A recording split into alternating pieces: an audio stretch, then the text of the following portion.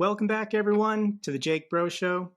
Joining us again today on the channel is retired Lieutenant General Ben Hodges. He's the former commander of U.S. Army Europe and a strong supporter of Ukraine. General, welcome back to the channel. How are you doing today? Great, Jake. Thank you for the privilege. I want to start with the most important question first. And the way I want to phrase this is for anyone watching at home who supports Ukraine, they think Ukraine is the victim. They think Russia is the aggressor. However, they don't believe in military or economic aid to Ukraine. You can call it America first or whatever, but what argument would you make to these people that it's in the vital interest of the West to continue supporting Ukraine economically and militarily? Three reasons. First of all, our long-term adversary, China, is watching to see, are we really serious when we talk about respect for sovereignty, respect for international law, respect for freedom of navigation, human rights, all of these things that are kind of specific parts of the so-called international rules-based order. They're watching to see if we're serious because it's much easier to deal with it in Europe than it will be out in the Indo-Pacific region. So deterrence of China is a principal reason why we have to support Ukraine and help them defeat Russia. The second reason, of course, is the Russians have said, Putin himself has said, Russia has no borders. And Estonia, Latvia, Lithuania, maybe even Poland, these are ours. And so I think they are very serious. You have to take them serious that they will, if they're successful in Ukraine and they see that we are not completely united and ready in NATO, then they'll continue on. And so then we'll have a conflict between NATO and Russia, and the United States will get drawn into a land war in Europe again. So this is about preventing that from happening. And then third is a more practical reason, or maybe it's more tangible, is America's economy is tied directly to Europe's economy. And so if Europe is on fire, if there's disruption of energy and food supplies and millions of refugees coming from Ukraine, that affects us. I mean, our grocery prices responded to disruption of Ukrainian grain. Gas prices are affected by energy disruption. So this is about our economic interest as well. From a historical perspective, I just want to ask you, this cycle seems to repeat of isolationism from America. Given World War I, stay out of the war, didn't work. World War II, stay out of the war, it didn't work. Why do you think this cycle keeps repeating where this is such a popular opinion in America, let Europe deal with their own problems? Well, it was actually more understandable back in those earlier examples that you gave. America was so many millions of immigrants had come from Europe, had left Europe to avoid this legacy of war and oppression and so on. And so now they're in the United States. The last thing they want to do is go back to Europe and be in a conflict. And of course, if you think about the world at the end of the 19th century, the beginning of the 20th century, our two oceans, we really could be isolated, didn't have to worry too much. And so I think the percentage of Americans that did not want to get involved in the Second World War, at least not against Germany, was close to 60%. I mean, over half. And so that almost was understandable then. It's not understandable anymore because the world is so small because of the connectivity, the fact that our economy is tied to exports and imports around the world. And, we need stable, secure overseas for American products to be sold. So it's not like we can pull up the drawbridge and hide behind our Atlantic coast and our Pacific coast. I think we have a short-term memory when it comes to issues. It's almost like the United States has to have a disaster for people to wake up and make the necessary changes. The reason we kept troops in Europe since the end of the Second World War was because we said, okay, we're not going to do this again. We're not going to keep coming back over to Europe and have to fight again. we're going to prevent the war from ever happening with forward presence and deterrence. One of the most frequent comments I get on my channel is that Churchill quote, Americans always do the right thing after exhausting every other option. Always makes me laugh. But let's talk about Putin's election, which was last weekend's, re-elected with 88% of the votes. Obviously, the election was not free or fair. But I want to ask you, do you have any predictions for the war and Russia now that Putin has secured another 6 years in the Kremlin? Well, I think it's important that you just highlighted the fact that this election was a sham, that nobody on the planet should think for a second that this was a legitimate election. And I wish that politically and diplomatically, people would shun him the way that we have shunned Lukashenko. Now, fortunately, because of his conviction or his indictment from the International Criminal Court, he really is not able to travel to many parts of the world because those nations would have to arrest him if they're signatories. So he is shunned to some degree, but I think we should continue that. Nonetheless, you're right. He has secured another 6 years. And I think the biggest loser in all of this are Russian men, because now he's going to have no breaks, no concern about maybe people in Moscow and St. Petersburg will be upset if he starts recruiting out of there or they have a big mobilization. He won't care because he doesn't have to worry about quasi voters being unhappy with him. So this means thousands more Russian men are condemned to death, being fed into the meat grinder that is Ukraine. They're the biggest loser. And I think probably we will see more of a brain drain of Russians trying to get away from there. I mean, imagine if you're a smart IT professional, early 20s, living outside of St. Petersburg, and you say, this guy's here for 6 more years. I've got no chance. And so I think you'll see perhaps more people trying to get out there. I certainly hope so. In the last 2 weeks, President Macron of France has been in the news. He's given some interviews and made some impressive sounding speeches. He sounds more hawkish and urgent about the war in Ukraine. I want to ask you concerning his statements where he said France should not rule out the possibility of sending French troops to Ukraine. What is your thoughts and position on individual countries sending their own soldiers to Ukraine? These wouldn't be under the NATO flag, I guess, but if, for example, Estonia or Sweden or France decides they want to send their own soldiers, what are your thoughts on this? Well, first of all, I thought it was brilliant that President Macron did this. Even if he never intends to send a single French soldier to Ukraine, he has now given the Russians something to worry about. I mean, most of the time, we always worry about what they might do. And now here, President Macron demonstrating strategic art puts them on the back foot, gets them complaining, oh, this will be nuclear war if any NATO soldiers show up in Ukraine. I love it that now the Russians are having to worry about what a Western country might do.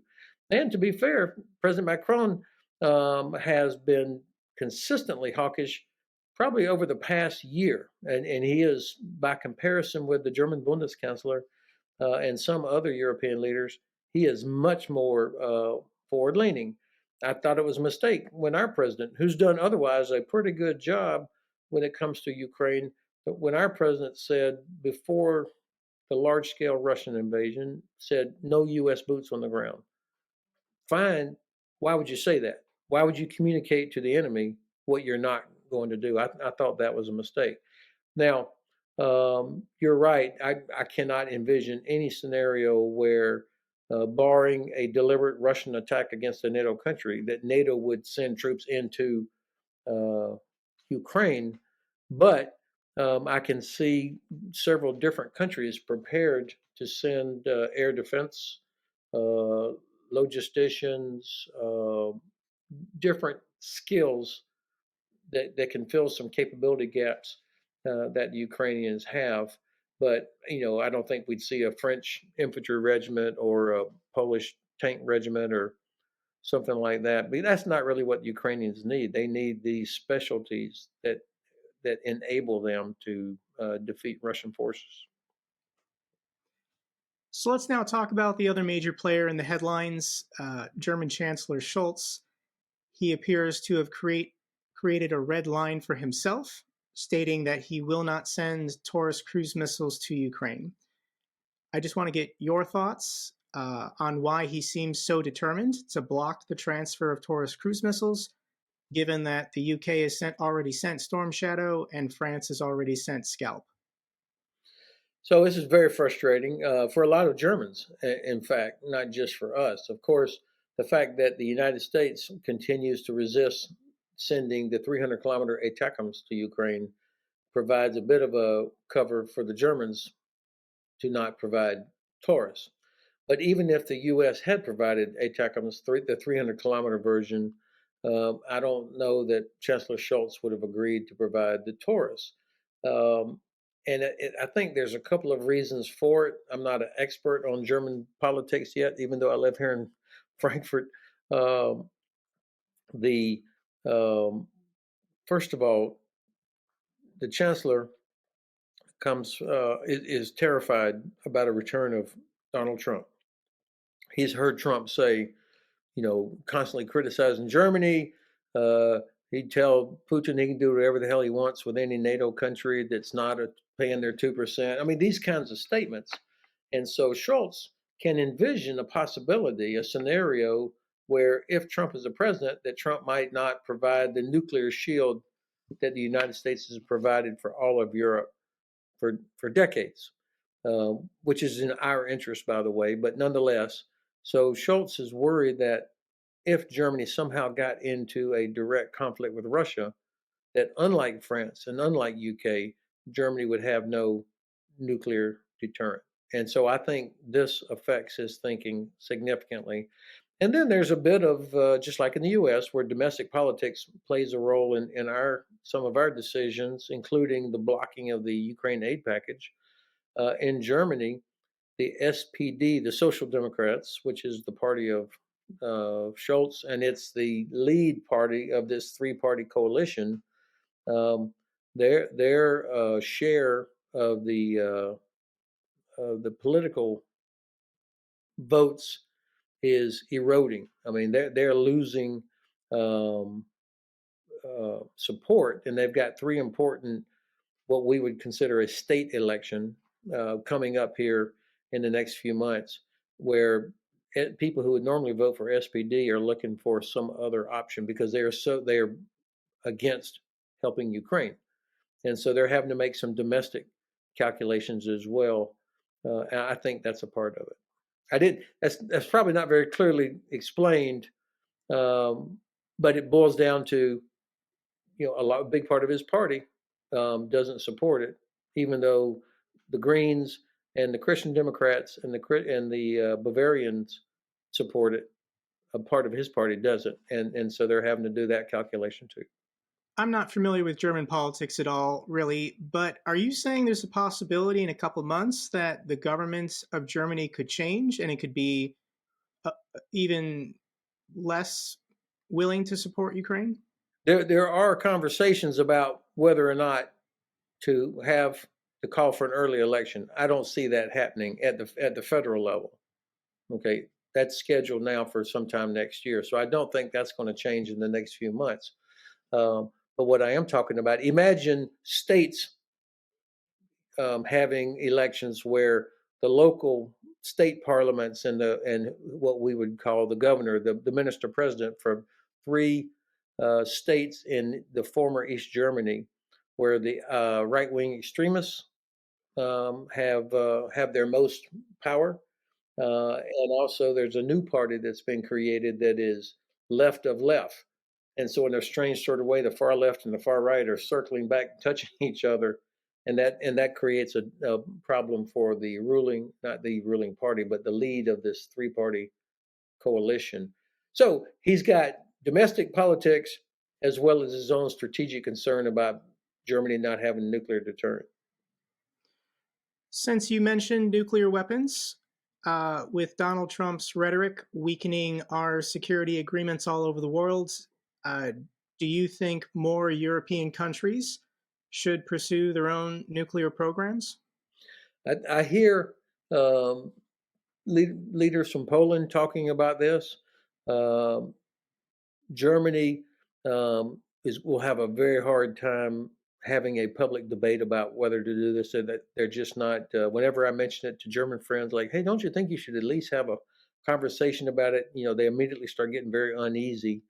Their history hangs over them like a dark cloud on all of these kinds of things. So um, I do think if people that until now have assumed that the U.S. nuclear shield would always be there, if they start thinking it won't, they may start looking for some other way to do it. Now, perhaps, and I couldn't possibly explain how, but perhaps people could help the French expand their capabilities, or the Brits. Maybe there's a way to do that to expand capacity. But I mean, you're talking about enormous amounts of money to do that. So the short-sightedness and the strategic illiteracy of even letting our allies think that we might withdraw the nuclear shield is uh, really, really unfortunate for us. I mean, there are millions of Americans that live and work in Europe. Million, our biggest trading partner is Europe. We have bases all over Europe, as you know. Why in the world would we want to risk all of that? So that's what I mean is strategically illiterate. But unfortunately, because of what former President Trump says, and people think he could possibly be back in office, it affects how people think about things. That's to our disadvantage. Last week, the Weimar Triangle met. Poland, Germany, and France. 500 million euros were allocated to increase ammunition production. Somehow, Europe needs to start producing more artillery shells. I want to get your opinion. Do you think Europe is taking their rearmament serious? Yes, started late, of course, but I see evidence every day of more and more efforts and investment into restarting this. President Pavel, the president of the Czech Republic, who's a retired general, used to be the chairman of the military committee at NATO. He's gone out looking all over the place, and he's found like 1.5 million rounds of artillery ammunition that could be produced, purchased, and delivered to Ukraine this year. So it's out there. In fact, I think as the wheels really start turning by the end of this year, the ammunition situation for Ukraine is going to be significantly better. We should have never even had this dip, but I do have the sense that we're going to be in a better place. But if you think about it, the economy of Russia compared to the combined economies of all of Europe, the EU, the European Union. I mean, the EU dwarfs Russia in terms of economic potential and what they actually have. I had so many German friends tell me 3 years ago, before Russia's large-scale invasion, they said, "Come on, Ben, why would Russia invade Ukraine? I mean, they'll be screwing themselves because they'll lose all their European oil and gas customers, and their economy is the size of Italy." Well, of course, that was not the calculation that the Russians used, but the fact remains that their economy is dwarfed by the EU. So if the Europeans have the political will to reprioritize and transition some things to producing ammunition, other things needed for effective deterrence or defense, it'll happen. So it's not a matter of economic potential; it's a matter of political will. Right now, probably somewhere between, I've heard different numbers, but between 50 and 70% of the ammunition that's already being manufactured in Europe goes to existing customers outside of Europe, like in the Middle East or in Africa. So companies, I mean, these are not charities, these are businesses that would need protection from their government about liability if they canceled or shifted a contract they had with the UAE and instead sent it to Ukraine. That requires political will. I don't expect you to have an answer, but I want to ask this question. This has been the great mystery the last month, but where are all these shells coming from that the Czech president found? Initially, the number was 800,000, but now it's 1.5 million. Is this coming from South America somewhere or Southeast Asia? Like it's been a mystery, and I keep trying to figure it out. Same here, Jake. It's not published somewhere that I've been able to see a comprehensive list of, and this is part of it. Um, the EDA, the European Defence Agency, which is an agency under the European Commission, the governing body of the European Union, had the task to go out and find the million rounds that the EU promised to Ukraine. And so I spoke to the guy. Let's just say he's in a position where he would know from EDA, and he said they have a real hard time finding what's out there because nations don't want to reveal what they have for security reasons. I mean, you won't find any unclassified document that says exactly what the U.S. has. So nations don't want to share information about what they have or what their shortfalls are. And companies are reluctant to be too transparent about what they are producing or who their customers are. So there is a lot of uncertainty out there. The fact is, there are dozens of companies across Europe. A lot of them seem to be in the Balkans, actually, inside the former Yugoslav Republic, that make ammunition. And then you've got, uh, I think Korea is providing more, South Korea is providing more and more ammunition. I even heard the other day Taiwan. So I think the sources are out there. I was on a phone call yesterday with a guy, and he said, I've got 15 companies lined up ready to produce you, but I need to, they're trying to figure out the business end of it. And I know that there's a couple of companies in my little part of North Florida, where I was from, that make ammunition. I never knew they existed, but they're cranking out ammunition there. So it's not like one big giant Ford or Chevrolet uh, factory that does it. It's lots of places. And as you probably know, and your listeners are switched on, the components that go into it to make the explosive, the brass for the casings, all of these things, a lot of competition for that. A comment you made reminded me of an episode from Perun. I know you've also appeared on Perun's channel, I think twice. Yeah. But Perun once commented that he loved the American defense industry because we are so public with congressional oversight and all these published reports about our inventory and the costs. But other militaries around the world, like China or Russia or North Korea, don't have public oversight and accountability to taxpayers, and they don't publish these reports for policy wonks like Perun to go through. So I thought that was pretty interesting. But what does it say to you that Russia the last 2 years has been reliant on military imports from places like Iran and North Korea? I think it points to the rot within the system. The decades of corruption is part of it, uh, and a reminder that in the days of the Soviet Union, Ukraine was actually the heart of the Soviet defense industry. So they lost that. Um, and then sanctions, which have not been the devastating blow that I think many had hoped and assumed, but they are having an effect. They're not able to make the quantity of high quality precision weapons anymore because some of the components that they needed used to come from countries that are now living up to the sanctions, that are enforcing sanctions. So they've lost that. So they have to depend on either ersatz substitute components, electrical components that you get out of a washing machine, or other sources to do some of these things. Um, I think that the part of their problem also is that their labor force has been hammered because so many people have been mobilized for the army. I mean, this is hitting industry across Russia.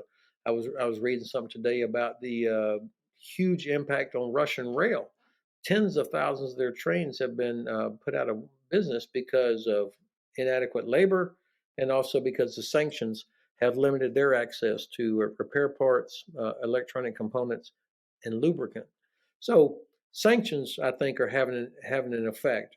And so North Korea, of course, is happy to oblige, and North Korea is avoiding is skirting sanctions to deliver ammunition to Russia, uh, just like Iran. And you're talking about two of the most sanctioned countries in the world, so they're not worried about incurring additional sanctions. We ought to be able to figure out a way, though, to disrupt that. Partisans blew up the rail tunnel connecting North Korea to Russia, but so now they put it on ships and it goes around to another port where they unload the ammunition. Like you said, Iran and North Korea are two of the most sanctioned countries in the world. Is there anything else that we can do to deter or punish Iran and North Korea from sending military weapons to Russia? I think that we have to think strategically. As I've been looking at this now for the past, certainly the last 2 years, but even before, um, there's a great historical example of strategic objective and strategic priority, and it's Churchill and Roosevelt at the Casablanca Conference in 1942. I'm sorry, the Arcadia Conference in Washington in 1942, and then the Casablanca Conference in 1943. Think about January 1942. The Brits have suffered 3 years of disasters at the hands of Nazi Germany and Imperial Japan. I mean, there's not a lot of good news in there, with the exception of the Battle of Britain, where they stopped the German Luftwaffe. And they sank the Bismarck. Okay, but in big picture, very good history nerd. Um, the United States had just suffered the loss of most of its Pacific Fleet at Pearl Harbor just a month before. Churchill comes to Washington, D.C. He and Roosevelt meet. And despite the fact that most Americans had no desire to get into a land war in Europe, and Japan had just destroyed a big part of the Navy in Pearl Harbor, Roosevelt and Churchill agree on the priority: Germany first, that Germany had to be defeated first, because otherwise we could lose Great Britain as an ally, and it would be that much more difficult to get back into Europe later. So, important strategic priority: Germany first. And that would drive industry and planning as well. And then 1 year later, January 1943, at the Casablanca Conference, again, not a lot of reason for optimism yet. Churchill and Roosevelt agreed on the strategic outcome: unconditional surrender, not a treaty, not we want to fight the Germans and the Japanese until we get to a better negotiating position. It was unconditional surrender. So here you've got these two leaders, clearly defined priority, clearly defined objective. Now you can organize around those priorities, and they combine the British and American staffs to plan and execute the war, which it still took, obviously, another 2.5 years to win. So the point of my long, boring historical anecdote is that we don't have a clearly defined strategic objective yet. If we had a strategic objective and a priority, we would say, I would recommend Russia first. Help Ukraine defeat Russia. Then Iran, which is Russia's best and most reliable ally, is isolated, and Russia is isolated because we've helped Ukraine defeat Russia. I'm talking about back to the 1991 border, and so Iran will have less resources and less willingness to use their proxies the way they are now to disrupt shipping in the Red Sea, for example, attacks on Israel, and all the other problems that they cause. North Korea will have nobody to whom they can count on, and the Chinese will be deterred. So that's what I mean with the strategic framework: priorities, end state, Russia first. Why do you think there still is a lack of strategic clarity from the West concerning this war? I think it's mainly because too many people in Washington are still of a mind that somehow Russia is this great power and deserves to be treated like it's a responsible member of the international community.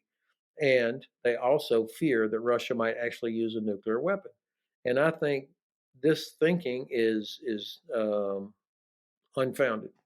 And of course, there are a lot of really smart, good people working on these things. I'm not disparaging anybody's intelligence or their dedication, but the fact is, Russia, I think it's about a 0% chance they will use a nuclear weapon.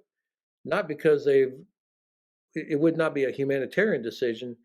It's because there's no good outcome for them if they use a nuclear weapon. I mean, the president has said catastrophic consequences of Russia if you use a nuclear weapon. The Chinese have told them not to do it, not to even threaten it. And as I tried to think about where and how would they use a nuclear weapon, you've got strategic, the big bullets, and most people think of Hiroshima or Dr. Strangelove and those kind of missiles. All right, that's the strategic. That's not going to happen because if the Russians do that, within minutes you've got a counterstrike from the U.S. coming back to Russia. And I don't think the newly reelected Vladimir Putin wants his legacy to be that he brought about the destruction of Russia. And then, so you have tactical nuclear weapons. So where would they use a tactical nuclear weapon? I mean, they blow up Kyiv worse than it already is hit, or Kherson or Kharkiv. I mean, what will that do? Nothing except bring catastrophic consequences. So actually, the Russian nuclear weapons are most effective when they don't use them because they see how we react. We stop, and our president can't even say we want Russia to win. I mean, Ukraine to win. The Germans, they can't say we want Ukraine to win, and we're going to do everything we have that they need so that they can win. We have failed on the priority, and we have failed on the desired outcome. This summer, the first F-16s will arrive. Ukrainian pilots will be flying them on combat missions. What impact on the battlefield do you think the arrival of F-16s will have? Well, of course, every land warrior I know loves air power, and I think getting some air power is badly needed on the Ukrainian side. But of course, the F-16s by themselves don't change anything. It's how is air power employed as part of an overall effort. And I think the Ukrainians will have, would probably with a lot of good advice from U.S. and others on how to employ them. What's required? It's not just the plane. It's the radar. It's the weapons. It's the ability to employ aircraft in a way that gets the most effect out of those capabilities. And gives pilots a chance to survive. And of course, the Russians will be looking for these things. They'll want to start, shooting down F-16s as much as they can. Fortunately, the Ukrainians have knocked down several of the A-50s, which are the Russian sort of aircraft that would be helpful in identifying, oh, here come the F-16s. I don't know exactly how the Ukrainians will use them. I would imagine some of it will be ground support. Some of it will be counter-air. They're desperate to protect their civilians and their cities from Russian missiles. So I think that'll be some of how they're employed. But I really hope that this is part of a package of making Crimea untenable, making it so that the Russian Air Force, Navy, and Army cannot operate out of Crimea anymore. So I think they'll make the most out of this. But it won't be a lot, and it by itself, it won't change things. On Russian state media, we've been playing this game for 2 years. If you send HIMARS, we're going to nuke you. If you send the M777, we're going to nuke you.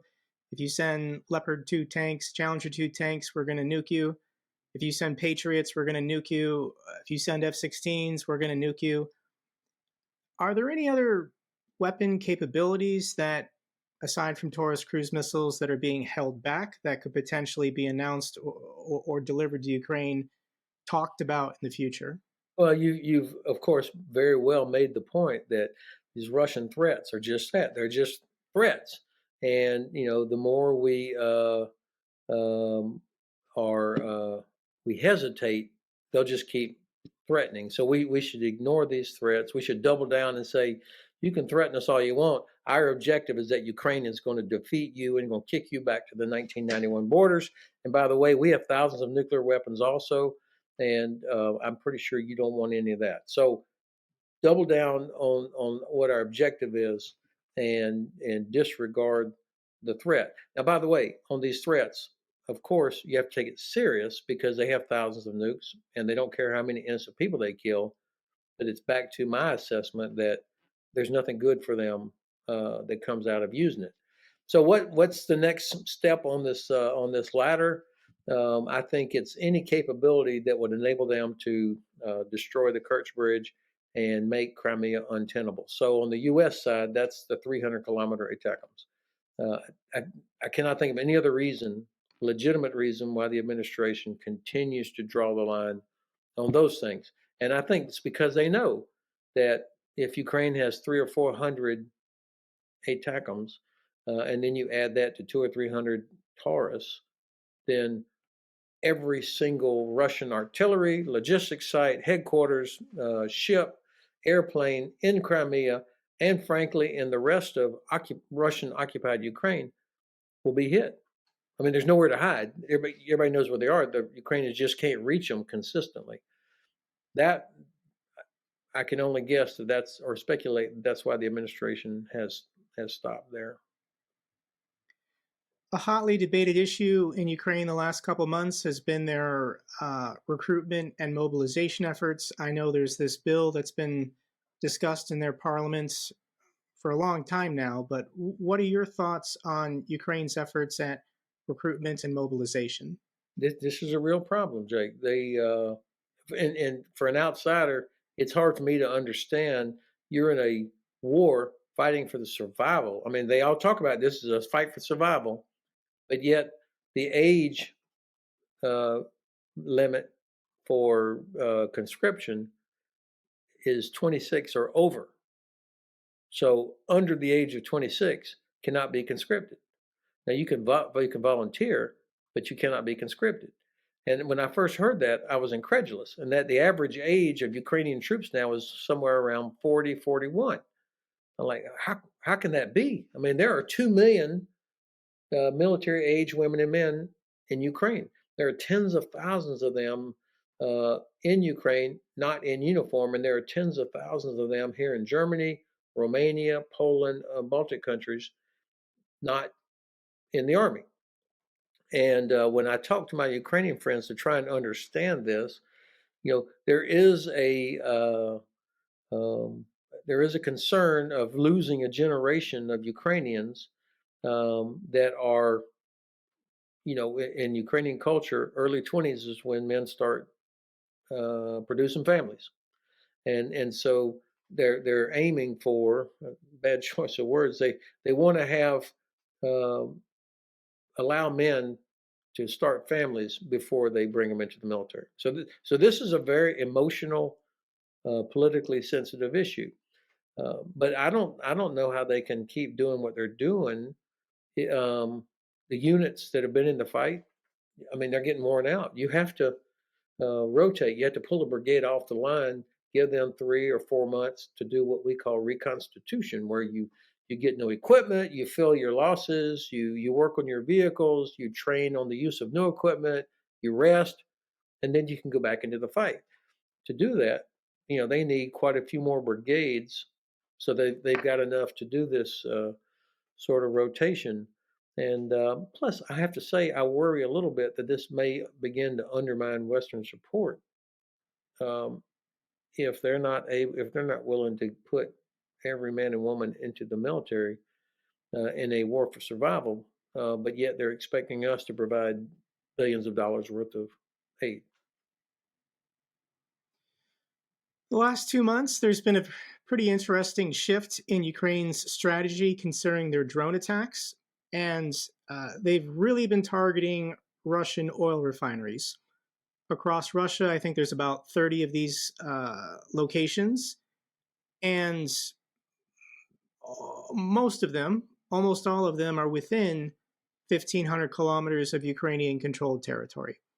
So I want to get your thoughts on what appears to be Ukraine's strategy this year to try and destroy these Russian oil refineries and knock their capacity offline. Well, this is really, I think, smart by the Ukrainians to target this for a couple of reasons. Um, Obviously, most of Russia's income is from their export, even though it violates sanctions. You've got countries like India and others, or China, are still buying oil and gas from Russia. Even if it's at bargain basement prices, it still generates income for Russia. So if you can begin to erode that export, and I think what I have heard is that 10 or 12% of their export capacity, refining capacity, has been damaged or destroyed. Now, everything can be fixed eventually, but I mean, for now, that's 10% of a major part of your economy. That's significant. And then, of course, that begins to have an impact down the line on your own military forces that are fuel hungry, as well as civilian.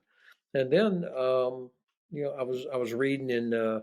I've turned into a logistics nerd. I follow railfreight.com, and today there's an article like 50,000 Russian trains this year have been either taken offline or delayed because of not enough lubricant and not enough spare parts. And that's due to these attacks as well as to sanctions. So, the old thing that adage that war is a test of will, but it's also a test of logistics. Ukrainians are attacking those logistics in a very effective way. The prize, oil still makes the world go round. I know you have many friends and colleagues who call themselves Republicans, call themselves Democrats. You try to advocate for Ukraine in a nonpartisan way, but given the statements and the contrast between Joe Biden and Donald Trump, I have to get your reaction to Donald Trump's statement that if he were elected president, he would encourage Russia to attack NATO countries. The quote was, encourage Russia to do whatever the heck they want to countries who don't pay. Well, what an irresponsible statement from a man who was the president of the United States, and wants to be president again, to tell Putin, a murderer, indicted war criminal, to go ahead and do whatever the hell you want to our allies. Again, what I said earlier, we have hundreds of thousands of Americans working in American businesses over here in Europe. So why would you say something so irresponsible to Vladimir Putin like that? And what a terrible signal it sends to everyone else. Look, every president since Truman has complained about European allies not doing enough, and the next 10 presidents will complain about that. But that doesn't change the fact that it's in our interest because of the bases, the access that we have here. It's in our interest that Europe is stable, secure, and prosperous. It's the largest trading relationship on the planet is between North America and Europe. Why would we want that to be threatened? And so when Donald Trump says what he says, it reveals such a lack of strategic understanding, or doesn't care, actually, just flat out doesn't care. Never in my life. I mean, I just never imagined, I can't imagine Ronald Reagan saying something like this, or John McCain, or Mitt Romney. And now you've got the person who is probably going to be the Republican candidate, although, 8 months is a long time in American politics. A lot's going to happen. I don't know that Houdini could escape from 91 criminal indictments.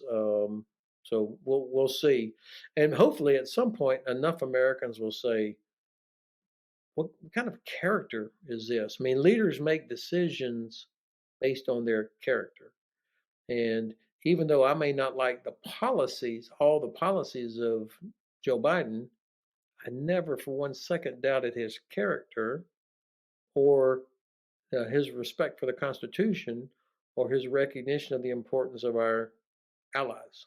So, people are going to have to make a decision here come November based on that. Funding for Ukraine officially ran out on October 1st of last year. House Republicans for 6 months now have refused to schedule a simple up or down vote. Nobody is arguing with the fact that if an up or down vote was allowed, probably a supermajority of the House would vote for military aid for Ukraine. So, do you think we can get through this impasse created by Speaker Mike Johnson and military aid for Ukraine through the discharge petition or some kind of political pressure? We can finally get a vote and military aid will be passed? Well, you're exactly right that most members of Congress, including most Republicans, support Ukraine and they want this to happen. Um, and when I was at the Munich Security Conference at the end of February, I heard 3 different Republican members of Congress say, "Don't worry, it's going to happen." They were predicting March. Obviously, it's probably not going to happen in March. Um, and then I just read yesterday where Senator Graham, who's over in Ukraine, lecturing the Ukrainians, said that it'll probably get done. But I mean, this is I think costing the lives of Ukrainians every day that we don't get that ammunition to Ukraine. That's shame on us. Even as Europe begins to deliver more and more, this is months of where aid did not get to Ukrainians who desperately need it. And I think the evidence of that is very clear. Um, but I have to say that even though I would put the finger on the Speaker of the House who's blocked it at the behest of the former president, Mr. Trump, our president has got to do a better job of explaining why this is important. I mean, one speech at State of the Union doesn't do it. I mean, it's got to be hammered day after day after day so that Americans uh, are barking at their congressman, why has this not been done yet? And I don't think that the president has done a good enough job of making the case so that members of Congress will feel the heat and be willing to vote to bypass Mr. Johnson's block. Now that we're past the 2-year mark of this full-scale war, a lot of people who support Ukraine are feeling tired, feeling the fatigue. The people of Ukraine living in Ukraine don't have that luxury. But for the people watching this podcast who have made it this far, what would you say to them to encourage them to stay engaged, stay informed, and continue supporting Ukraine? Well, first of all, I commend anybody that stuck with me and you for this long into a podcast. If you accept my description of why this is important, then you will definitely not get tired. Because if you're worried about what China might do, if you're worried about U.S. getting drawn into a European land war because of our NATO obligation, because Russia felt they could attack a NATO country because of our failure in Ukraine, or if you're complaining about food prices, then Russia being able to disrupt grain shipments coming out of Ukraine, these are things that should keep you from getting tired in your support for Ukraine. Understanding, thinking strategically, understanding why this matters, and this is where our political leaders have got to speak to all of us as if we are adults and explain, hey, look, guys, here's what's at stake here. And don't talk like you're on the campaign trail. Talk to, the way you talk, Jake. I mean, the way you talk to your audience, explaining things in a clear way. And I think most Americans actually, when they hear that, and they feel like they're not getting spun, but they're getting, okay, that's pretty straightforward, pretty blunt. I get it. I don't like it, but I get it, and they'll support it. But if because the administration has not done that yet, it left the door open for the doomers and the people who are perhaps even sympathetic to Russia or autocratic governments like Orban. It's left the door open for them to grab the narrative, unfortunately. Or Elon Musk. Or Elon Musk, exactly. For me, in the last 2 years, I've made probably 500 YouTube videos in support of Ukraine, and I'm not tired. I'm going to keep going. And I don't want to alarm people, but this is the truth. Given my background in the Air Force, working with nuclear weapons for 6 years, I have no doubt that Ukraine is preventing a nuclear war. If Russia takes Ukraine, They'll Russify the people, mobilize them, use them as cannon fodder in the next war. And if a NATO country is invaded, the likelihood of a nuclear exchange goes through the roof. Uh, so supporting Ukraine is preventing a much bigger, more devastating, deadly global conflict. I don't know how I can make that argument any more clear. And you're right. I wish the presidents, I wish people who support Ukraine without inducing panic, but just soberly explaining, we're preventing a bigger war. We're preventing a more deadly war. And it's easy. Considering how much we spend on defense here in the United States, something like $800 billion for 8% of our annual budget or something, we're helping Ukraine destroy our largest geopolitical rival. This is a no-brainer, but every day you have to keep repeating your message, making noise. Social media is exhausting. The other side, whatever they think they're fighting for, they don't quit either. But I'm not going to stop. I thank you, General, also once again for donating your time, appearing on channels, doing interviews, making your advocacy. I think your voice the last 2 years has been very important. Well, Jake, thank you. What you just said was as clear as it could possibly be said. And I can imagine people out there in your audience that are nodding their head now after the way you just said it. And also, thank you for providing a platform like this and giving me the chance to come on it. I'm grateful. General, I'm sure perhaps we'll do this again in the future, but for now, we're going to say goodbye. Thank you so much for appearing on the channel. Thank you very much.